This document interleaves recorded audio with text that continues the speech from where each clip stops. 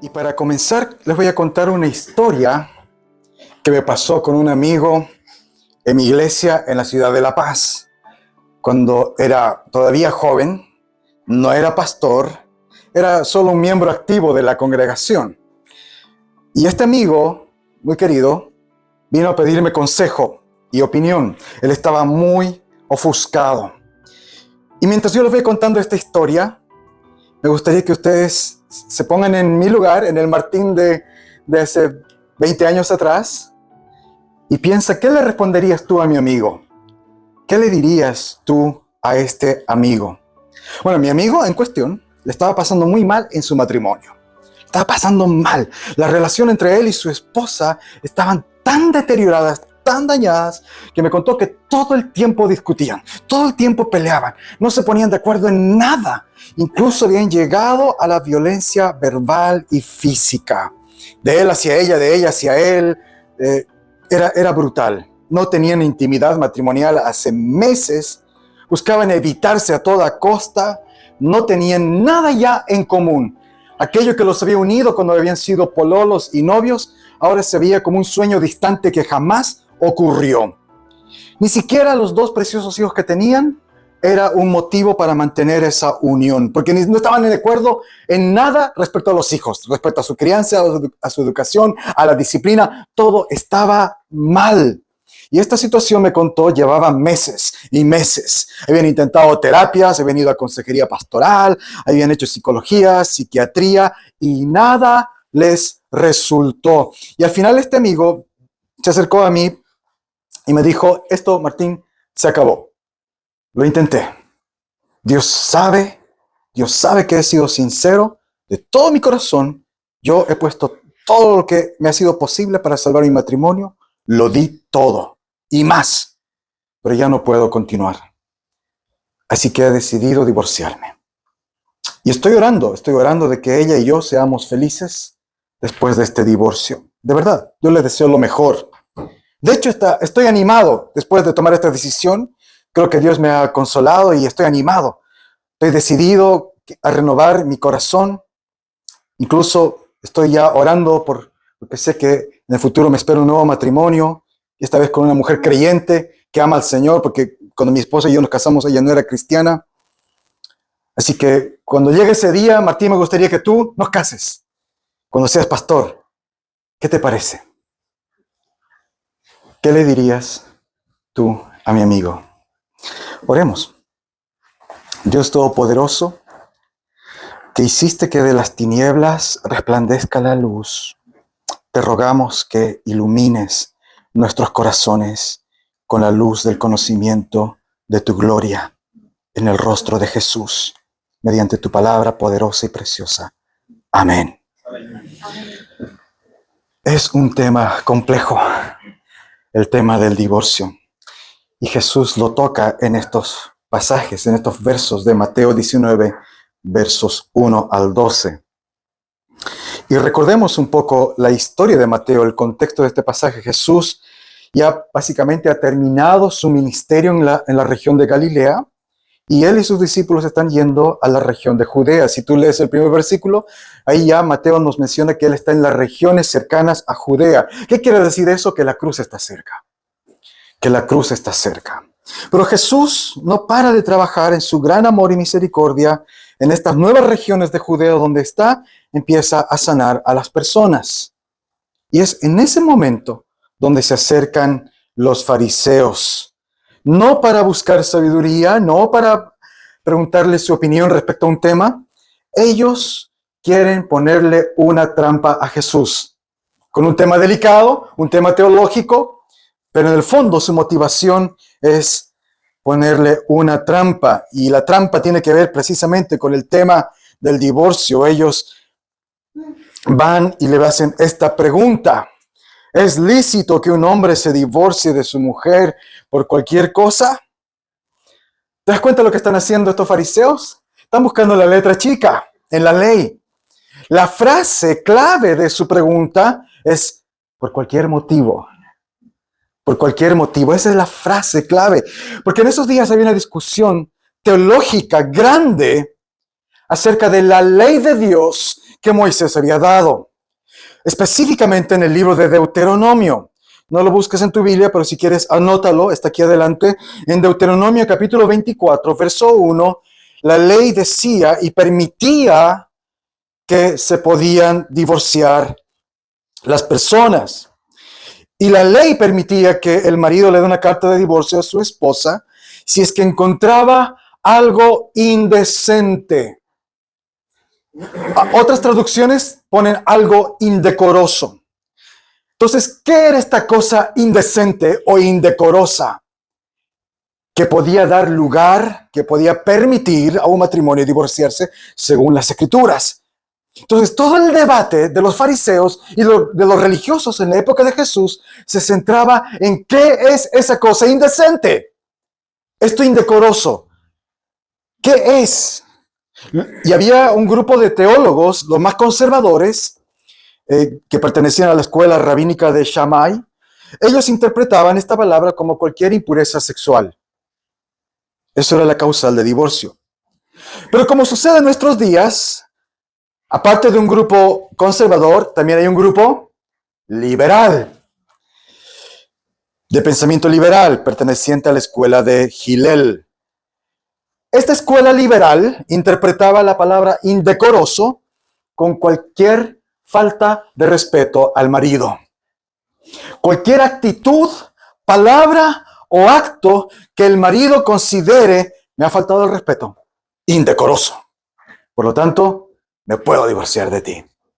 Esa era la posición liberal en la teología en los tiempos de Jesús. Según esta interpretación liberal, los esposos podían divorciarse de sus esposas por cualquier cosa, incluso por una comida mal preparada.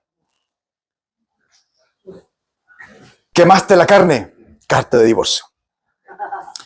¿Y cuál creen que de estas dos posiciones teológicas era el pensamiento más fuerte, más aceptado y más seguido por la gran mayoría de la sociedad judía? ¿Cuál creen? El liberal. El pensamiento liberal llegó a ser tan fuerte, entre paréntesis, no se compara con lo que vivimos hoy día, ¿no es cierto? Nosotros somos tan conservadores hoy día en nuestra sociedad. Se me ríen. Este pensamiento liberal llegó a ser tan fuerte que tenemos registros históricos escritos que un respetado rabino llamado Akiva llegó a la conclusión y a la enseñanza que cualquier hombre podía divorciarse de su mujer, literal, cito, si encontraba otra mujer más guapa. Entonces, en los tiempos de Jesús, la gente se estaba divorciando básicamente por cualquier cosa. No se compara con estos días que el matrimonio es tan respetado, tan valorado. No, mentira. De hecho, todo lo contrario, es tan similar a nuestros días. Nosotros a veces pensamos que en esta época estamos tan degradados, la moral ha decaído tanto. En la antigüedad no era así. Siglo I, hermanos. Siglo I, la moral estaba completamente decaída. Porque es así la naturaleza del ser humano. Es más fácil para nosotros buscar el beneficio personal que el sacrificio personal. Entonces estos fariseos van donde Jesús y le dicen, ¿podemos divorciarnos por cualquier cosa? Ellos están desafiándole a entrar en este debate teológico, en este debate que nos diga, a ver, ¿cuáles son hasta dónde va Jesús? ¿Qué es lo que permite? ¿Un plato mal cocinado?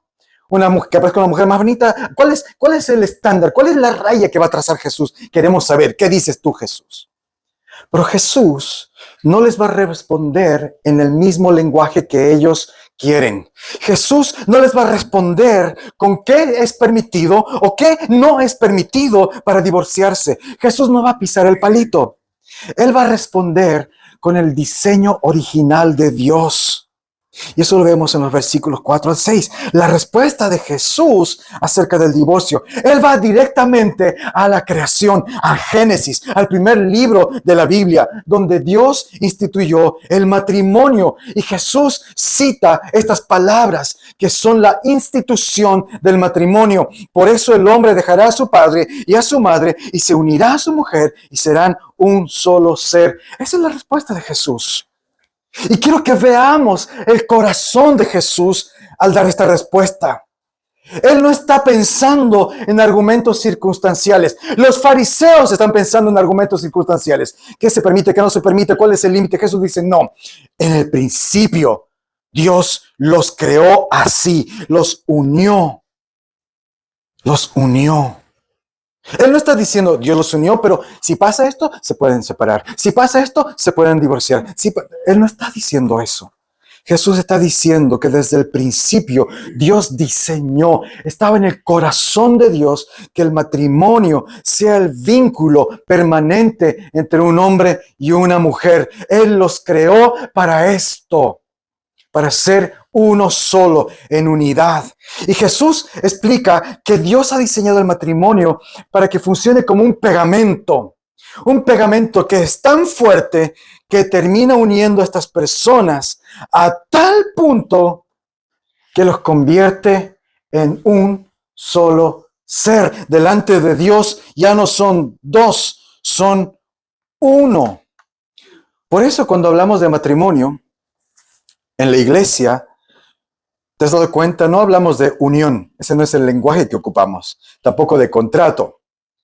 En la Biblia y en la iglesia, cuando hablamos del matrimonio, hablamos de un pacto. Un pacto. Porque un contrato protege mis intereses. Un contrato lo puedo quebrantar si es que se violan los estatutos del contrato. Un contrato me habla de mis derechos.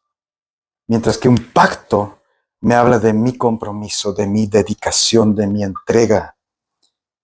Esta unión es tan fuerte para Dios que Él mismo Señor utiliza el matrimonio como una ilustración, un ejemplo de su amor por su pueblo. Y esto es bien importante. Hay pasajes en la Biblia que son impresionantes, se los recomiendo leerlos.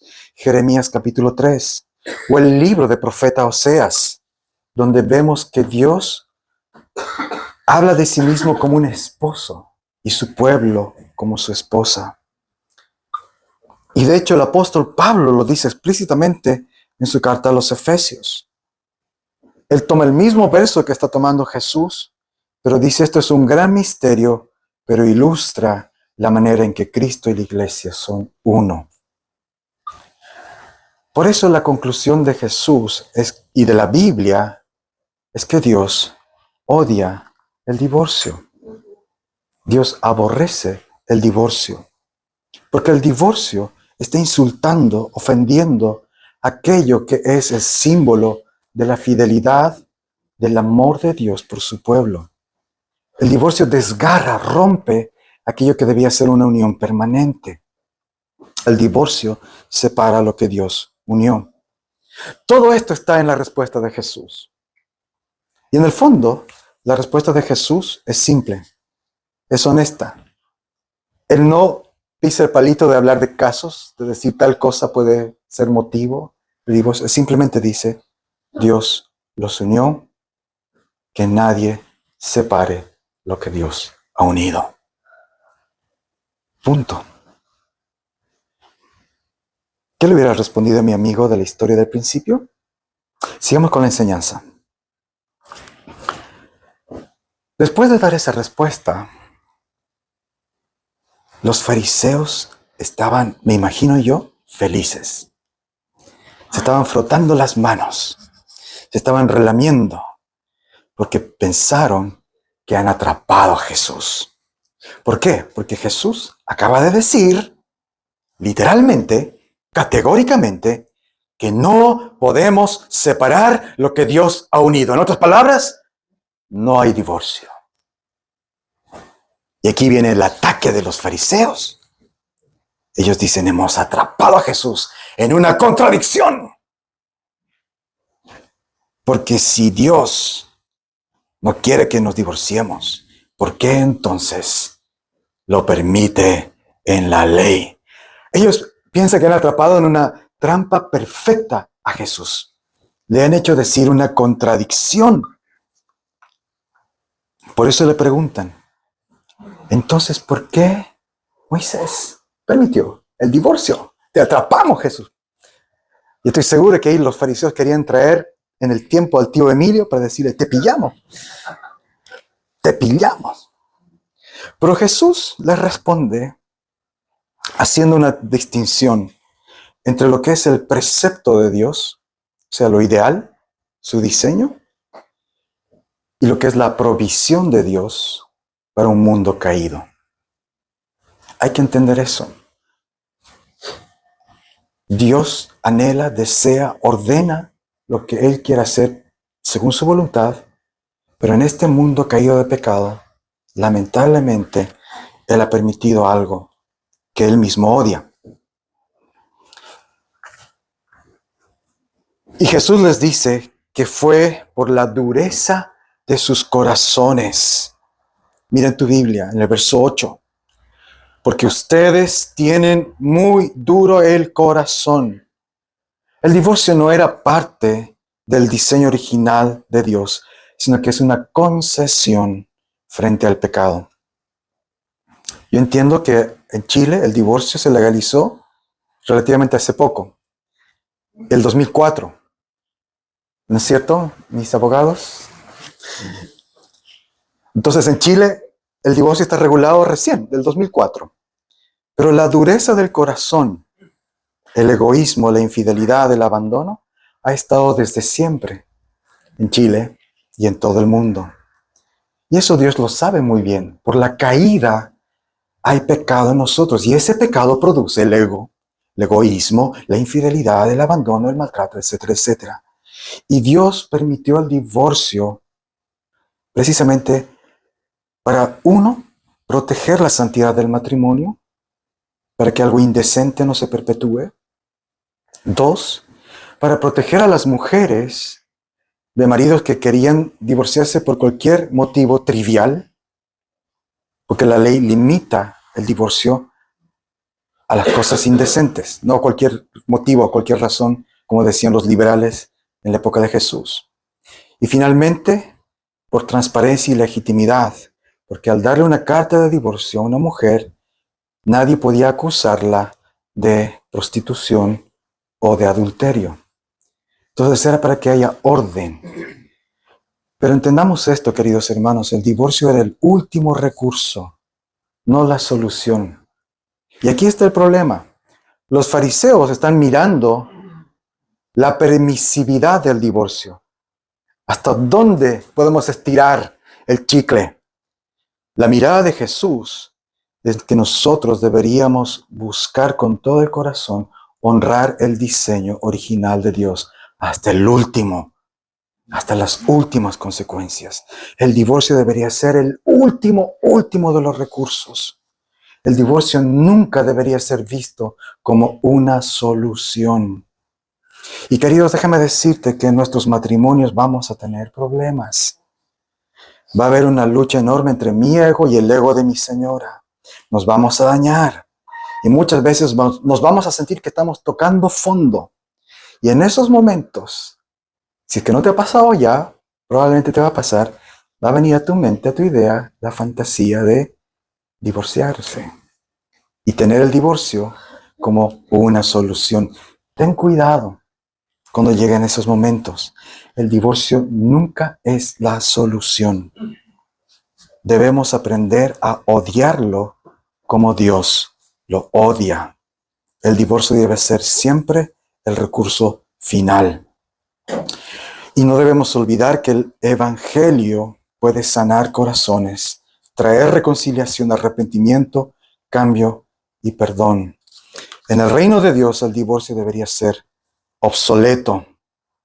Sin embargo, por nuestro pecado, por nuestra propia dureza del corazón, todavía es permitido. Todavía es permitido aún en la iglesia, pero como un último recurso, no como una solución. Y debemos verlo siempre como un fracaso. Pero Jesús no ha terminado de enseñar. En el verso 9, Él dice algo más.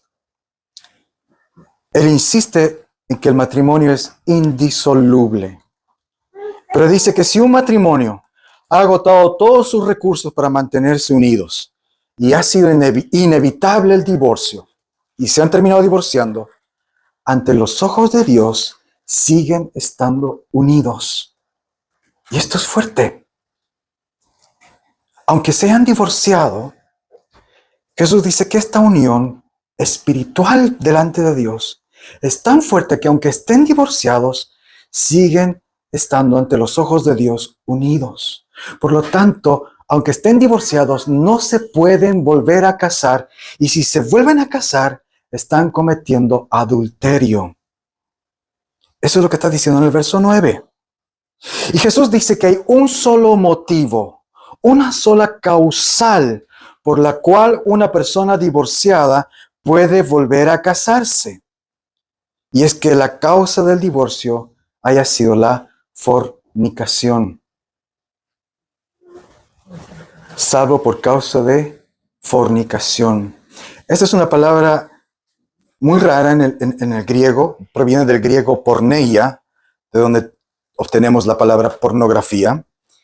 La palabra porneia significa literalmente inmoralidad sexual y abarca desde la prostitución, el incesto, el exhibicionismo, el adulterio, cualquier inmoralidad sexual. Entonces Jesús dice que si la causa del divorcio, si ha habido porneia, si ha habido inmoralidad sexual, esa inmoralidad daña tanto el matrimonio, produce tanto dolor, tanto daño, que para proteger a la persona ofendida, para que no se quede en pecado, puede volver a casarse. Pero esa es la única excepción para volver a contraer nupcias. Y este fue el problema de mi amigo. Él estaba viendo su divorcio como una solución a sus problemas. No había habido inmoralidad sexual en su matrimonio y estaba haciendo planes para volver a casarse. De hecho, hasta ya tenía una pequeña lista de prospectos de hermanas para, ni bien salga sus papeles de divorcio, empezar a invitarles a la más reciente vigilia. Mi respuesta a mi amigo fue que, aunque yo fuera nombrado pastor, no sé qué le hubieras respondido tú, pero yo le respondí que aunque yo fuera nombrado pastor y que yo le quería mucho, no le iba a poder casar. Y le leí este pasaje y se lo expliqué. ¿Cómo creen que respondió mi amigo? Su respuesta fue muy similar a la respuesta de los discípulos. Vean la reacción de los discípulos. Si es tal la condición del hombre con su mujer, no conviene casarse. En otras palabras, esto es muy duro, Jesús. No creo que un Dios de amor no quiera que yo pueda volver a amar a otra mujer. Eso me dijo mi amigo. Y desde ese día dejó de ser mi amigo. Se distanció de mí y de la iglesia. Y fue muy triste para mí. Porque es difícil. Es difícil. Y los discípulos lo entendieron muy bien. Esto es difícil, Jesús. Si es así, si es que el matrimonio es algo tan serio, tan potente, te une tanto a una mujer, que a un divorciado siguen estando unidos, mejor entonces no conviene casarse. Ellos básicamente dijeron, si así es la cosa, mejor no me caso. Es una carga. Pero Jesús amorosamente les responde, no con un reproche, no retándolos, sino con un enfoque positivo. Jesús les dice básicamente que aunque es la voluntad de Dios que los hombres y las mujeres se casen y permanezcan casados, Él no va a despreciar y no va a mirar en menos a los que no puedan casarse. Para Jesús, el matrimonio, si bien es serio, es fuerte, es una unión de por vida, pero al final del día es un don de Dios, un regalo de Dios. Y los que lo han recibido deben vivirlo conforme a la voluntad de Dios. Y los que no lo han recibido no deben sentirse ni pecadores, ni menos o incompletos por no casarse. Y Jesús habla del celibato. Y dice, si el Señor les llama a ser célibes, no estás incompleto, no eres menos. De hecho, es una alternativa apropiada para muchos. Y Jesús usa la palabra eunuco para hablar del celibato. Había eunucos en sentido literal, que en esa época eran castrados, pero también había eunucos en el sentido figurado, hombres que decidían, optaban por el celibato, hombres como Juan el Bautista, como el apóstol Pablo, como el mismo Señor Jesús, que no se casaron. El apóstol Pablo dice que los creyentes, algunos creyentes, deberían contemplar el quedarse solteros para servir mejor al Señor. Lo dice aquí en Corintios, 1 Corintios 7, 7 al 9. Pero es un consejo pastoral, no un mandato de Dios. En ningún lugar en la Biblia se eleva la soltería como una forma más alta de espiritualidad. Sino que está diciendo simplemente, si Dios no te ha dado el don, sirve al Señor donde estás. Queridos, en nuestra cultura latina existe una presión enorme para casarse, para tener pareja, para ser alguien. Jesús dice que hay eunucos por causa del reino. Nuestra identidad, tu valor, no depende si tienes o no un anillo en el dedo, sino que depende de tu unión con Cristo. Esta es la enseñanza de Jesús respecto al divorcio. ¿Qué se aplica a nosotros? El matrimonio es un puntero, apunta, señala el amor de Dios por su iglesia. El matrimonio no es el fin último. Eso debemos recordarlo. Por lo tanto, quiero sugerirles estas aplicaciones. 1. Para los casados. Casados, escúchenme. No dejen de luchar por sus matrimonios. No se rindan. Confíen en el Señor. Borren de sus fantasías y pensamientos la idea del divorcio, por muy difícil que sea su matrimonio. No es una solución. Busquen la gracia de Cristo para morir a tu ego. En la mesa del comedor, en Concepción, donde estés, recuerda siempre que el perdón es más radical que tu derecho legal. 2. Para el soltero, el divorciado o separado, tu valor no es menor delante de Dios. Tu lugar en el reino de Dios no es inferior. Todos nosotros, aun los que no somos divorciados, en algún momento hemos pecado en contra del diseño de Dios contra el matrimonio. Todos somos pecadores. Por lo tanto, tú, por ser soltero o divorciado o separado, no eres menor en el reino de Dios. Recuerda que Cristo es el único esposo que si lo tienes, nunca te dejará. Si le fallas, te restaurará. Confía en Él, ámalo a Él, síguelo a Él, que Él sea tu máximo anhelo y deseo. Y 3, para todos nosotros, cualquiera sea nuestra condición civil, seamos una iglesia que sostiene, que cuida, que protege a los matrimonios, que valora, que ama y que enseña a los solteros, a los matrimonios jóvenes, a los matrimonios viejos, que ama y tiene misericordia y valora y cuida a los solteros también, a los viudos, a los divorciados y separados. Reflejemos el amor de Dios, porque al final del día todos somos pecadores y necesitamos la gracia de Dios. Y sobre todas las cosas, querida iglesia, no olvides esto. Jesús no se divorcia de su iglesia. Él no se va a divorciar de nosotros. Él no se va a separar de ti. Él no te va a engañar. Él no te va a traicionar. Él no te va a dejar. Y déjame decirte que de todos en la tierra, Él es el único que sí tiene derecho a reclamar divorcio. Porque su iglesia, nosotros y yo hemos sido infieles. Hemos ido tras de otros. Le hemos engañado en pensamiento, en palabra y en obra una y otra vez. Cada pecado mío es un acto de infidelidad y de traición. Y aún así, Él me ama. Él está dispuesto a perdonarme. Él está dispuesto a limpiarme. Él está dispuesto a recibirme. Jesús no se divorcia de su iglesia. Y para mí esa es la enseñanza más importante del matrimonio. Que hay un matrimonio que está garantizado. Y es el matrimonio entre Cristo y su iglesia. Y el que lo garantiza es Él, la fidelidad de Jesús.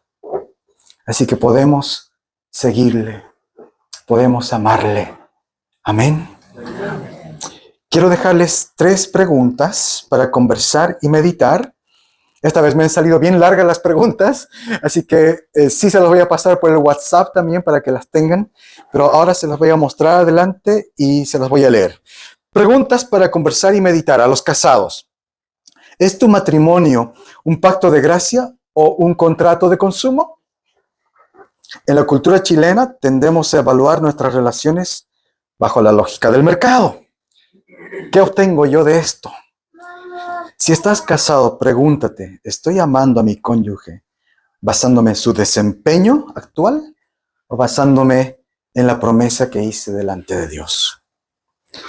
Segunda pregunta, también para los casados. ¿Dónde se está manifestando la dureza de mi corazón hoy? Examina tus conflictos actuales en el hogar, el trabajo, la iglesia. ¿Hay áreas donde has dejado de ser moldeable por el Espíritu Santo? ¿Estás usando las concesiones de la ley o las fallas del otro como una excusa para no ejercer la humildad de Cristo? La dureza de corazón es creer que mis derechos son más importantes que mi llamado a parecerme a Jesús. Tercera pregunta para los solteros. Y en solteros en amplio sentido. Aquí entran los separados, viudos, divorciados también. ¿Es Cristo, mi esposo, suficiente? ¿O es mi estado civil mi verdadera identidad? Para los discípulos, la enseñanza de Jesús fue tan radical que el celibato les pareció una opción extrema. Jesús nos libera de la idolatría del romance. Pregúntate con sinceridad, ¿siento que mi vida está incompleta por no tener pareja? ¿O que mi valor depende de la estabilidad de mi matrimonio? ¿Puedo decir que mi máxima alegría es estar unido legal y vitalmente a Cristo por la fe? ¿Buscas el matrimonio como un accesorio para tu felicidad o como un espacio de santificación y servicio? Si Cristo es tu tesoro, el matrimonio es un regalo que disfrutas sin idolatrar y la soltería es una libertad que ejerces sin amargura. Oremos.